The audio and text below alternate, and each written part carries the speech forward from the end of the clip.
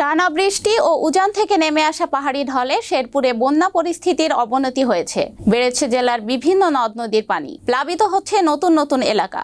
শুক্রবার 4 অক্টোবর থেকে শুরু হওয়া বন্যায় এখন পর্যন্ত 7 জনের মৃত্যুর খবর পাওয়া গেছে। নিখোঁজ রয়েছেন অনেকেই। পাশাপাশি কৃষি ও ফসলের ব্যাপক ক্ষতির আশঙ্কা করছেন সংশ্লিষ্টরা। কৃষি অফিসের তথ্য মতে জেলার কমপক্ষে 30,000 হেক্টর আমন এবং 1,000 হেক্টর সবজির আবাদ নষ্ট হয়েছে। এতে কমপক্ষে 70,000 কৃষক ক্ষতিগ্রস্ত হয়েছেন। ক্ষতির পরিমাণ প্রাথমিক হিসেবে 11 কোটি টাকার বেশি। পাহাড়ি ঢল অব্যাহত থাকায় শেরপুরের মহারশী, সোমেশ্বরী, চেল্লাখালী, ভোগাই ও মির্গি নদীর পানি বিপদসীমার ওপর দিয়ে প্রবাহিত হচ্ছে। জেলার পানি উন্নয়ন বোর্ডের নির্বাহী প্রকৌশলী মোহাম্মদ নকিবুজ্জামান খান মোর নিউজকে বলেন, নলিতাবাড়ীতে গত রাতেও 177 মিলিমিটার বৃষ্টিপাত রেকর্ড করা হয়েছে। এর আগে বৃহস্পতিবার বৃষ্টিপাত হয়েছিল 260 মিলিমিটার। এতে জেলার শ্রীবর্দী, ঝিনাইগাতি ও নালিতাবাড়ী উপজেলার কয়েক লাখ মানুষ পানিবন্দী রয়েছেন।